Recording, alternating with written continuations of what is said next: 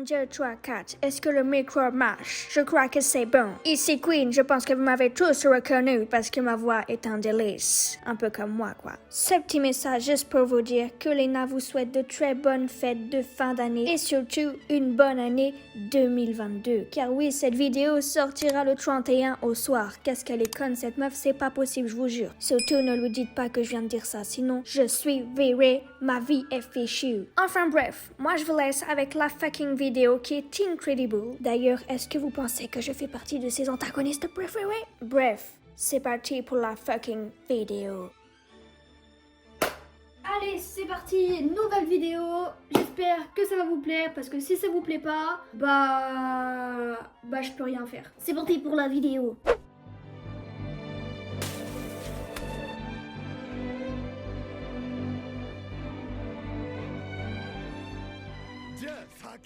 Bon, j'espère que vous allez bien. Aujourd'hui, nouvelle vidéo. J'espère que vous passez de bonnes fêtes, de bonnes vacances. Reposez-vous. Normalement, cette vidéo sortira après Noël. Donc, n'hésitez pas à me dire qu'est-ce que vous avez eu pour Noël. Moi, je sais pas. Vous avez lu le titre.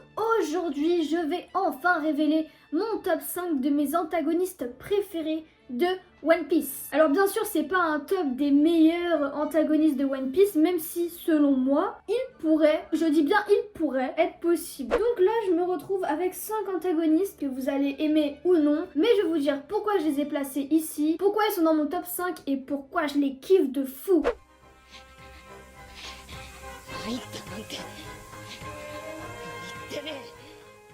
J'ai mis un personnage qu'on a certainement oublié, mais moi quand j'ai réfléchi aux antagonistes que j'aimais, je l'ai un peu oublié et je me suis dit non Léna, il faut qu'on le rappelle. Et cet antagoniste c'est tout simplement Arlong. Et oui, Arlong. Vous vous rappelez d'Arlong? Arlong, on l'a découvert dans le premier arc de One Piece, l'arc Is Blue. Quand on rencontre pour la première fois Arlong, on comprend qu'il manipule Nami, qu'il a aucun respect pour les humains parce que lui c'est un homme poisson. Et on comprend à partir de l'arc de l'île des hommes poissons qu'Arlong en fait c'est pas vraiment un méchant. Alors oui, attendez. C'est un antagoniste, bien sûr c'est un antagoniste. D'ailleurs, petit mémo, un antagoniste dans une œuvre, c'est un personnage qui est contre le protagoniste. Donc, le protagoniste ici, c'est Luffy. On se rend compte que, grâce à cet arc, qui est l'île des hommes poissons, on voit un Arlong différent. Il grandit avec cette rage et surtout, il en veut énormément aux humains, car ils ont tué son ancien capitaine qui était, si je me trompe pas, Fisher Tiger. C'est vrai que les hommes poissons sur Terre sont extrêmement rejetés, donc c'est un personnage qui n'est pas méchant pour être méchant. Je suis sûre que si les humains étaient agréables avec lui, il aurait été agréable avec eux. C'est juste que tu veux lui faire du mal, il va t'en faire mais 10 fois pire. Et il s'est attaqué à l'île d'enfance de Nami. Malheureusement ça devait tomber sur Nami ou pas, je ne sais pas, parce que grâce à ça elle a fait la rencontre de Luffy. Luffy a pu se battre contre Arlong. Ce combat a été pour moi l'un des premiers combats où on a compris que One Piece allait être quelque chose d'assez grand. On voit la rage de Luffy, mais c'est un personnage qui a de la poigne. C'est un personnage qui va inspirer beaucoup d'enfants qui étaient des hommes poissons. Je ne sais plus du tout le nom de cet antagoniste, je sais plus comment il s'appelle. C'est le fake en fait, pour moi c'est le faux Arlong. C'est le Arlong de Wish, parce que Arlong il était au-dessus et lui il était, voilà, il était là. Donc moi je mets Arlong en 5ème position. J'adore ce personnage, même si il a été vraiment un chien avec Nami. En plus j'ai trouvé que c'était un superbe arc quand on l'a vu combattre avec Luffy, Zoro, avec Opti, etc. Franchement c'était génial. On passe tout de suite à la 4ème position.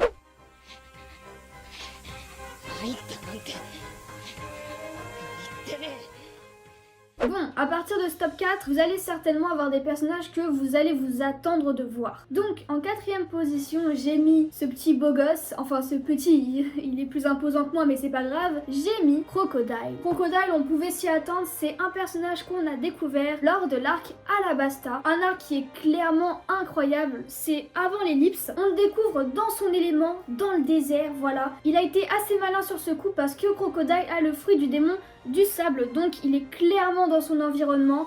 Il nous a clairement montré qu'il était capable de faire extrêmement mal. C'est la première fois d'ailleurs qu'on a eu un antagoniste qui nous a fait clairement comprendre que Luffy n'avait aucune chance face à lui. Le moment, je pense que vous vous en souvenez tous, où on voit le crochet s'enfonce dans le ventre de Luffy. À ce moment-là, je pense qu'on a tous bugué, on s'est tous dit attendez mais c'est pas fini One Piece, je comprends pas, il y a encore plein d'épisodes. Donc c'est vraiment un antagoniste qui nous a fait peur. Il est présenté comme un trafiquant de la mafia, genre vraiment, il est là, assis comme ça, avec tous ses membres, le Mr. One, Mr. Two, etc. On voit que c'est une organisation secrète qui a un double visage. Au niveau de la ville, etc., il est vu comme un héros, celui qui aide les citoyens, etc., etc. Alors que derrière, c'est lui, le sournois qui manigance le fait qu'il ne puisse plus pleuvoir sur cette île. Crocodile nous a offert des combats exceptionnels avec Luffy. On a pu le revoir à Impel Down. Crocodile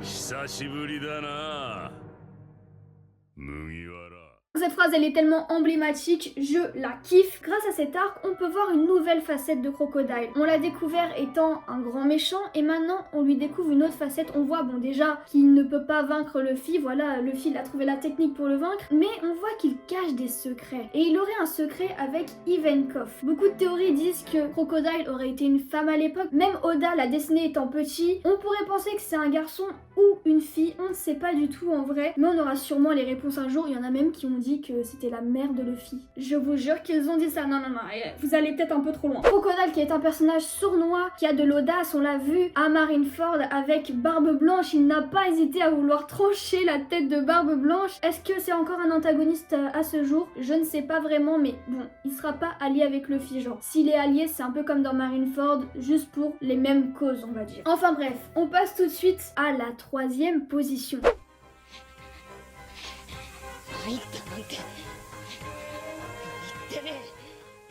Le top 3, enfin, qui est-il? On peut le découvrir dans l'arc Whole Cake. Je veux bien sûr parler de Katakuri. Katakuri qui est un enfant de Big Mom. On pourrait penser que c'est un personnage qui n'a pas de point faible. Il est présenté comme étant un personnage toujours serein, jamais il regarde en arrière, il regarde toujours devant soi avec une très grande hauteur. Donc on voit que c'est un antagoniste qui a un cœur de pierre. Mais plus l'arc se passe et plus on réalise que c'est un personnage très sensible. Et franchement, je pense qu'on a tous été conquis quand on a vu son flashback étant petit. Ce moment où on le voit d'ailleurs déguster ses donuts, on voit que quand il était jeune, il était beaucoup critiqué car il a un sourire, une bouche tellement énorme qui pourrait faire penser à un monstre, donc beaucoup critiqué car il était différent. Mais on voit qu'il a de la compassion, surtout envers ses frères et sœurs. Et je veux bien sûr parler de sa sœur, que je n'ai plus du tout le prénom, qui s'est fait attaquer, ça c'était horrible. D'ailleurs elle était trop mignonne quand elle était petite. On m'explique comment elle a glow down, mais en vrai je l'aime bien, je vous jure.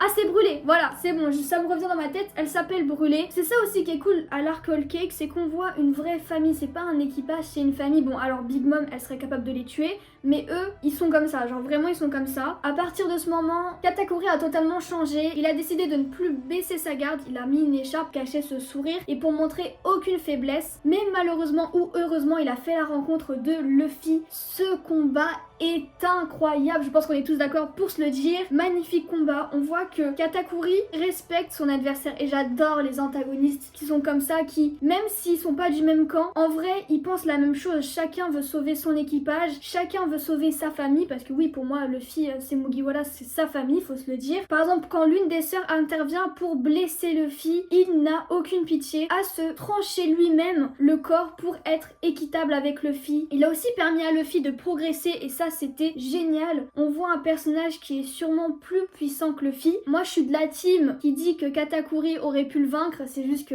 il s'est un peu laissé faire à la fin. Enfin, ils étaient quand même tendus tous les deux, mais on voit qu'il voulait le revoir, il voulait que Luffy y parte et qu'il fasse son aventure, mais pour le retrouver bientôt. Est-ce que Katakuri viendra à Wano Kuni? Je ne sais pas, mais je pense que c'est possible. Katakuri, best personnage, que ce soit son histoire, que ce soit son caractère, mais surtout le fait qu'il ne montre qu'il n'a aucune faiblesse et qu'il fait tout ça pour sa famille.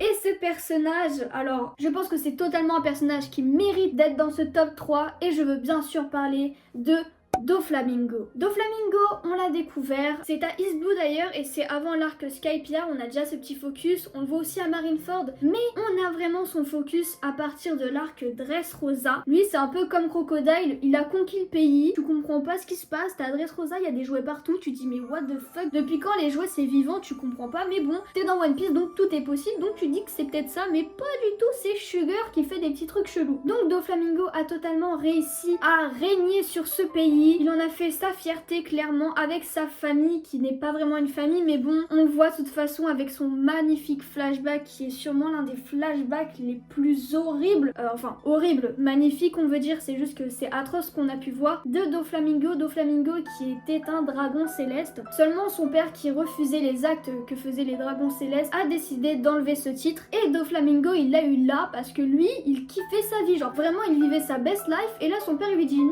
non on va vivre comme les gens normaux. Et il y en a voulu énormément parce qu'à cause de cela les citoyens d'en bas les ont reniés clairement. Mais voilà la différence fait que certains n'acceptent pas. D'ailleurs c'est à ce moment là que Doflamingo a perdu son œil, je pense que vous le voyez. À un moment, il se prend une flèche sur la gueule et c'est d'ailleurs pour ça qu'il porte des lunettes parce qu'il a perdu son œil. Donc après, on va voir ce petit focus avec son frère qui est totalement l'opposé de lui, qui suivait un peu les mêmes idéologies que ses parents. On pense d'ailleurs qu'il est muet alors que pas du tout. Colason, il est très malin. Colason qui est un personnage infiltré de la marine, qui va un peu enquêter sur son frère, etc. Malheureusement, il va se faire avoir. Doflamingo va le tuer. Vous vous rendez compte qu'il a tué son propre frère? Genre, c'est énorme, c'est un personnage qui a tellement une vision différente qu'il serait capable de tuer les membres de sa famille pour arriver à ses fins. Moi je lui en veux pas à Doflamingo parce que c'est un personnage tellement complexe, tellement bien écrit. En vrai on peut que l'aimer, franchement on peut que l'aimer. Son fruit de démon qui est la ficelle, non mais attendez la ficelle, le truc pour faire du tricot, il nous en a fait des pures dingueries. Il a changé des monuments en fil, il a créé une cage qui pourrait détruire tout un pays à lui tout seul. Mais franchement vous vous rendez pas compte de l'ampleur de Doflamingo. En plus son chara-design est beaucoup trop stylé, avec ses plumes il est très arrogant, il possède le haki des rois, c'est un personnage extrêmement puissant, on l'a vu avec Luffy. Luffy a dû utiliser son gear fort qu'il venait à peine d'apprendre, enfin pas à peine mais bon c'est une forme qu'il a du mal encore à maîtriser. Vraiment Doflamingo, un personnage magnifique. Merci à Oda d'avoir créé ce personnage parce que c'est sûrement l'un des antagonistes les plus mythiques de One Piece et on va s'en rappeler encore et encore. D'ailleurs Doflamingo j'espère qu'on va le revoir parce qu'il sait beaucoup de choses par rapport à Marie-Joie et dès qu'on l'entend parler, croyez-moi qu'il nous dit toujours des choses intéressantes. À Impel Down, à Marineford, à Dressrosa, ce personnage, on va s'en rappeler, ne vous inquiétez pas.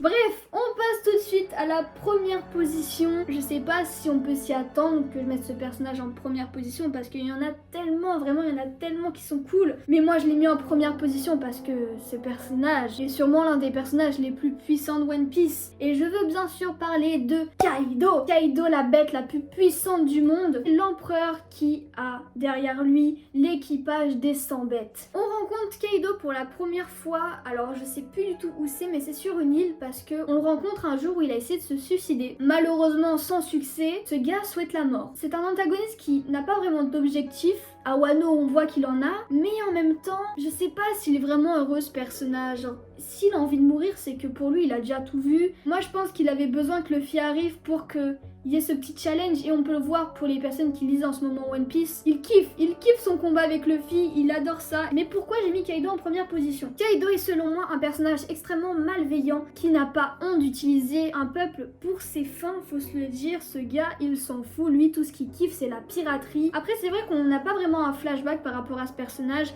On sait qu'il a fait partie de l'équipage des Rocks, donc avec le capitaine Zebek, il y avait aussi Big Mom et Barbe Blanche. Mais on sait pas vraiment d'où il vient.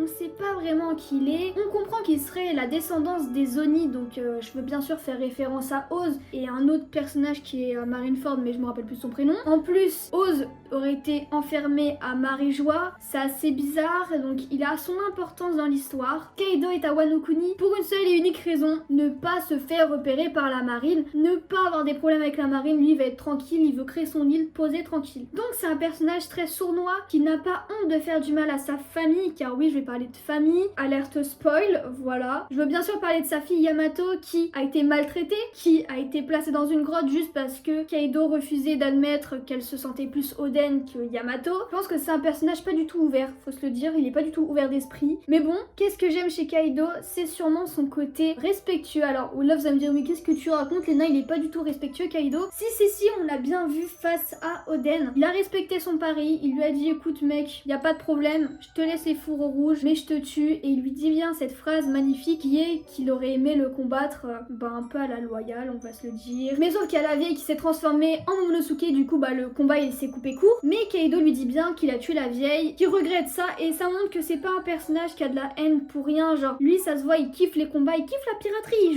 Je vous jure, c'est un personnage qui kiffe trop la piraterie. Et c'est bien parce que One Piece, on est dans un monde de piraterie. Kaido, en plus, je le lie un petit peu à Teach, parce que Teach, il a un peu les mêmes ambitions que Kaido. Son arc Wano Kuni est en train de faire des dingueries, vraiment. Ça va être un pilier des antagonistes. C'est un empereur, il est super puissant. Si ce n'est le personnage le plus puissant, il a pu défier Oden, Shanks, qui est selon moi un personnage extrêmement puissant, faut se le dire. D'ailleurs, est-ce qu'un jour je pourrais mettre Shanks en tant qu'antagoniste? Est-ce que Shanks, qui regarde de travers, serait un méchant? Moi, personnellement, ça fait depuis longtemps que je pense que Shanks, c'est pas un gentil. Il est trop gentil pour être gentil. Mais voilà, en tout cas, c'était mon top 5 de mes antagonistes préférés. J'espère que ça vous a plu.